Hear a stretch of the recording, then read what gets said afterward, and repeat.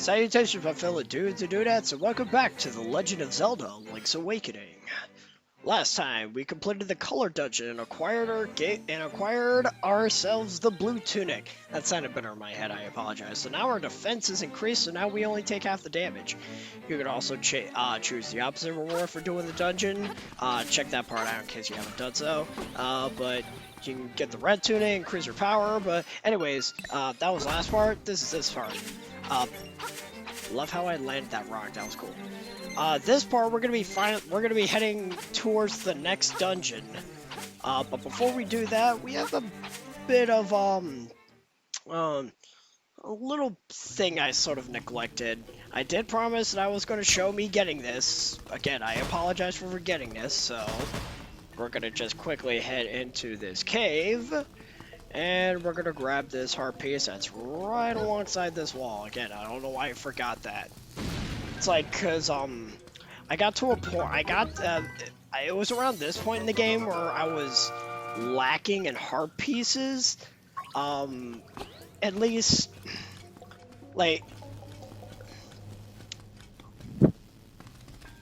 considering the fact that this version of Link's Awakening is drastically different because there's a lot more heart pieces to go around. I was using a bit of a walkthrough as a means to locate all of these, so I wasn't, struggling to find them all. Because I don't know this game by memory too well. I haven't played it enough, but I noticed that I was missing a heart piece, so I was sort of questioning where in the heck did I leave it. I had to retrace my steps, obviously. Then it occurred to me that I neglected to pick that heart piece up, so I apologize, but there it is, I got it. But anyways, now that we managed to do that, we're going to head back to Dompe's shack. But we're not going inside the shack. We already did what we needed to. You do gain some chamber rooms based off of the color dungeon now. Something to make a note of for later. We won't be doing that now, obviously, but we'll be getting back, we'll be getting there later. What you want to do is you want to head up north, climb these stairs, and go to this little cave here. No, I do believe we came here earlier in the playthrough to acquire a heart piece in that bottom right-hand corner. So this probably seems familiar to you, but this time we're actually going to go through the whole thing. There was really no reason for us to come here, but now we can. Also, I sort of made a little mistake with this, so I do apologize ahead of time. I sort of preemptively came up here. What you were supposed to do is, there's a keyhole at the bottom of this area. You want to put your angler key in that keyhole before coming up here. I will be going back to correct that, because I think it's around here where I realized it, because the dungeon entrance is actually right there where the water is flowing. And what you want to do is, you want to be able to unlock the keyhole, is put the key in the keyhole, the waterfall will disappear, and you get to the dungeon by jumping down from the top there. So, little error on my part, but this gives me an excuse to talk about what happened today. So, at the time of this recording, like a few hours ago, actually, it was probably like super early in the morning when this happened, but we got the announcement of Pokemon Unite. I'm not gonna mix words and say I wasn't okay with the announcement. I'm not a mobile player. I tried League of Legends a long time back, and I put it down immediately. Not because I didn't think the game was good, but more like, you've probably heard this a million times, but the community kind of stinks. It's kind of terrible. So I just ultimately dropped it because I wanted nothing to do with the toxic people on that community. So, yeah. I think I played it for like 3 or 4 days before I got tired of it. Plus, I was struggling to get a feel for it. Granted, granted, I could probably be one of those average players that just needs a bit more time with the game than some other people that just put their heart and soul into it, which more power to them. They have the patience to learn everything. I don't. So yeah, that happened. And holy crap, that dislike counter is ridiculous. But anyways, yeah, I just wanted to give my short and sweet opinion on that review because I just saw it earlier and I wasn't too happy about it. But I'm not going to express my reasons, my true reasons as to why, because that's not important right now. What's important is that we got a dungeon we need to cover today, and it's actually one of my favorites in this game. Specifically in this version, which I'll get into once we get to that dungeon.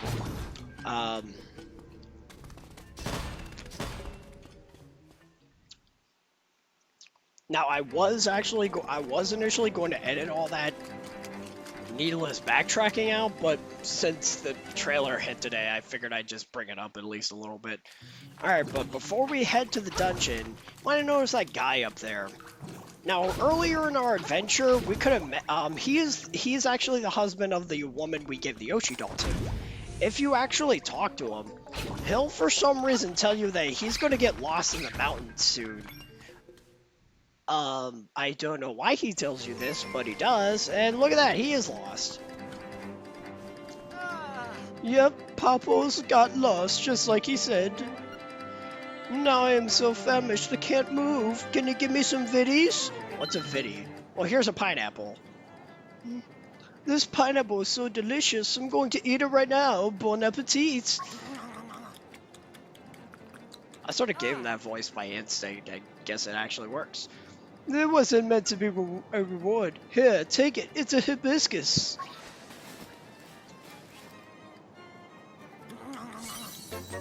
Alright, we got a hibiscus. Alright, another trade item.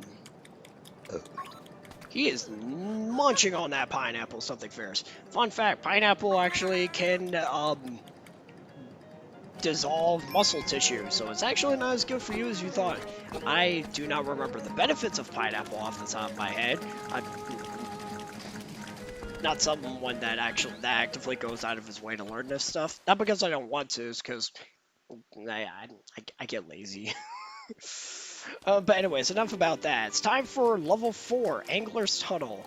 And let me just say, this dungeon is so much better than its original thing. For one, in the original game, like if you listen to the music, you'll actually hear the original piece playing in the background for this dungeon. But I don't know what they did with this dungeon's aesthetic and music, but it sounds so beautiful and it looks beautiful. Like, this is easily my favorite dungeon in the game so far. I haven't given my opinion on the later dungeons, but this dungeon just looks beautiful and it sounds sublime. I love this dungeon. It's so pretty. It is so pretty. But yeah, obviously you probably know what's going on. There's a lot of I just love the sound effect Link makes when he drowns. It's kind of funny.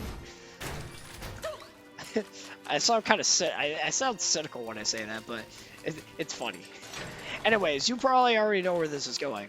There's a lot of deep water. We're probably going to get the ability to traverse through that water because there is a lot of it in this dungeon.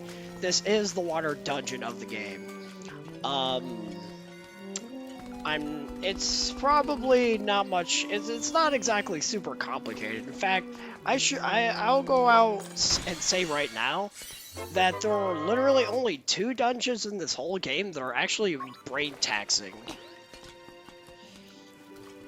And that's actually the last 2 dungeons in the game. For all of this, it's actually rather simple stuff. I mean, granted, it's always linked to the past until you got to a certain point, starting with the Dark Palace, where things just get a little more confusing to traverse through.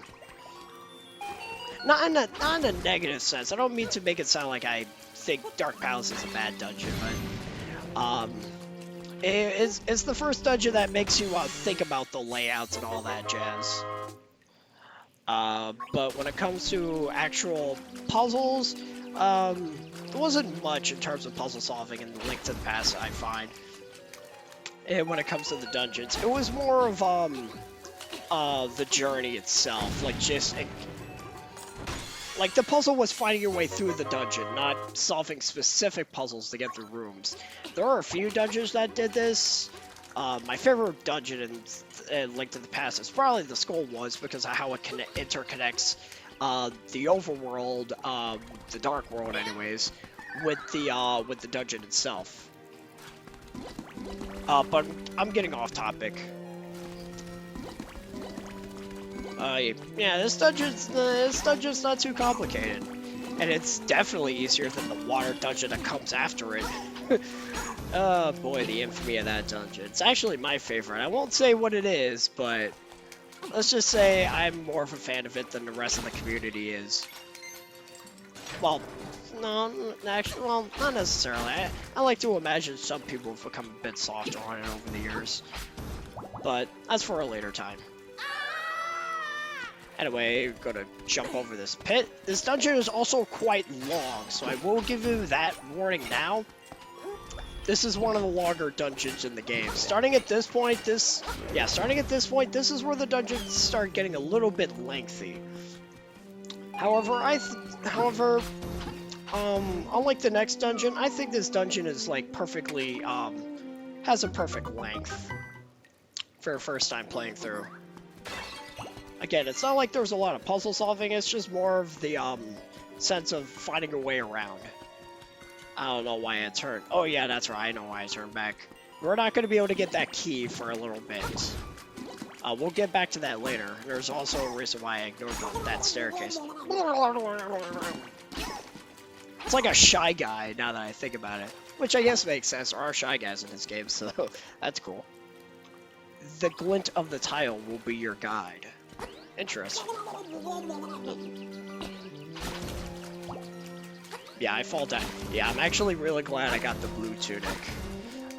Because now I don't take as much damage from drowning so many times. It's still admittedly funny to listen to Link do that. I don't know. I don't know why I laugh at that. But you've seen all these enemies before. I have no reason to really go further into depth. However, this dungeon also has some of those fake chests, like we saw back in the Key Cavern. That's an interesting layout. Can't really do anything about it right now. I mean, you actually can do something about that now, if you know what to do ahead of time. But I'm treating this dungeon as if it's my first romp through it, despite the fact I did do a test run of this before I started the recording process, obviously. I'm just showing you, the audience, how to get through this, despite the fact that I preemptively got the golden leaves before meeting Richard. That was actually a mistake on my part. I actually completely neglected to do that. It was cool that I actually found out you could get the golden leaves first. It's not like you have to talk to Richard before, like, the leaves spawn or something. But, no. So that was kind of neat to discover, right? Okay, fun little story about this boss. During my test run, this boss fight sucked. And you're probably seeing a bit of that in this run, too. This giant crab thing is just, or spider, water spider. You know what? Yeah, that makes sense. It's simply just gonna go back and it's simply just gonna go in a counterclockwise formation. Sometimes it'll go backwards when you do enough damage. You want to just get to the back of him and just slash his back. Now, what I'm not showing off, which I will be doing in just a few seconds, is like, I jumped, it's like, wait a minute, can I jump over this thing? Yes, I can. So, that's what you want to do. You want to get close to him, jump over him, he'll stop, and then you'll get the opportunity to slash him. This boss gave me a miserable time during my test run because I didn't know what I was doing. I thought you had to go around the corners and use like your Pegasus boots to catch up to him. But he constantly turned on a dime, and I was getting really annoyed. And then I tried, and I guess I had the instinct to just jump. I was like, oh, that made this boss kind of a joke. Well, mini boss. It's not obviously the main boss. Which, oh boy, the main boss of this dungeon's got some history with the community. But that's later. Now that we managed to kill the water spider, water bug, whatever you want to call it, because technically spiders are not considered bugs; they're considered arachnids.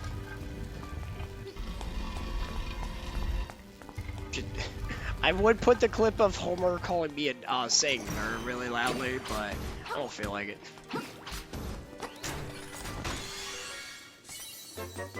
I'd rather not insult myself, thank you very much. And now we got the flippers, like you didn't see that one coming. Sorry about that. Alright, so the glint of light will be your guide. So follow the light.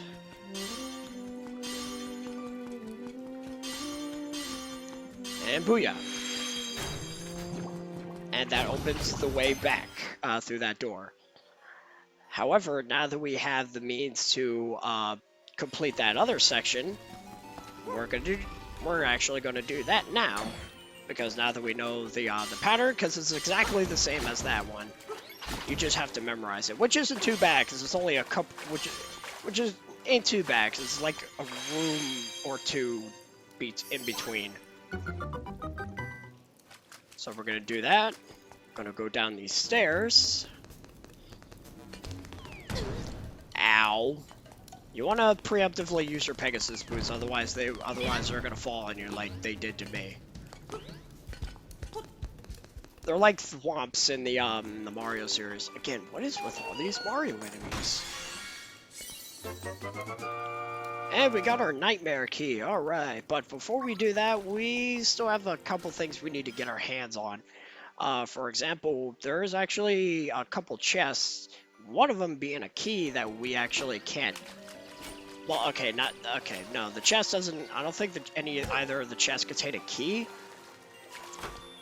However, we are going to need to get that key that we saw earlier that fell into the hole, which we are able to get now, which we'll see rather shortly. 50 rupees, pretty nice. Also, the dungeon layout looks like a fish, sort of. I don't know. It kind of looks like a tiny robot, in my opinion. Because I know the idea is that the dungeons are meant to reflect like the theme. Like with the Key Cavern, it looked like a key. With Tails Cave, it looked like a tail, and with Bottle's Grotto, it looked like a bottle. But with this one, I don't get a fish or anything angler related. I just get a little tiny robot, which is adorable, I guess. But I wish we had more futuristic dungeons like that had robots in it. I know Skyward Sword did that a couple times, which is pretty cool in my opinion. Like, it's like, say what you will about Skyward Sword, but you can argue that the dungeons in that game aren't interesting. In my opinion, incredibly creative. Except probably, like, you know, the first one. I just wish there were more in that game. Anyways, once again, getting off topic, now that we have the ability to swim, we get that key. Fall into a bed of spikes, you get bounced back. Alright, now with swimming, you press the B button to dive and the A button to swim faster. However, you can't mash the A button and constantly swim really fast. It's like Link will just get a slight boost of speed, and there'll be like a few seconds of there'll be a few seconds before Link can make a dash again. It's kind of like how the wolf version of Link is in Twilight Princess. You dash, you gotta give it a few seconds before you can dash again. You can't just spam it like the roll.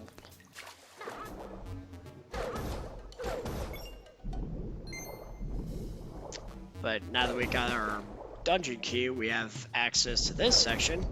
We should be able to make our way to the boss now, I believe. Yes, we can. Alright. Again, I love this dungeon. Again, the music sounds beautiful, and the aesthetic is just eye-catching. And now I have the Guardian Acorn, which does stack on top of your tunic. So if you got the red tunic and got yourself the piece of power, that also stacks. So it's like your attack is multiplied by 4. But anyways, we got our boss fight. Bloop bloop glub glub oog food bloop glub. Fascinating. This is the anglerfish. Now, if you played the original game, you're probably thinking, oh, this guy's going to be a complete joke just like in the original. Actually, no, he's a bit more involved this time.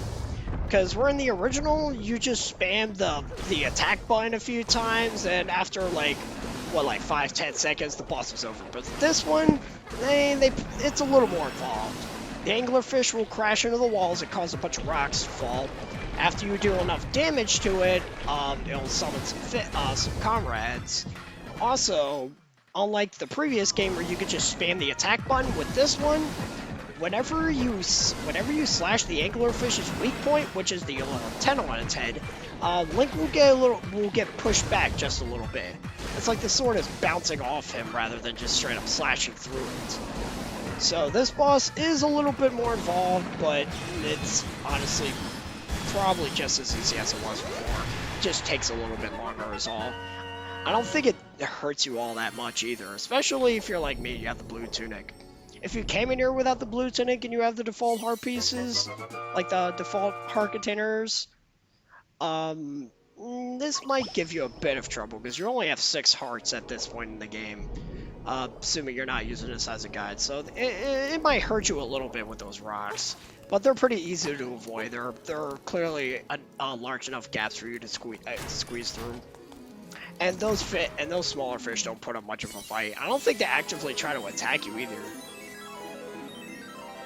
But anyways, we got the surf harp. Now that we've managed to complete that boss. Alright, 4 dungeons down. We're halfway through this game already. We also have 11 hearts. Alright. Bay.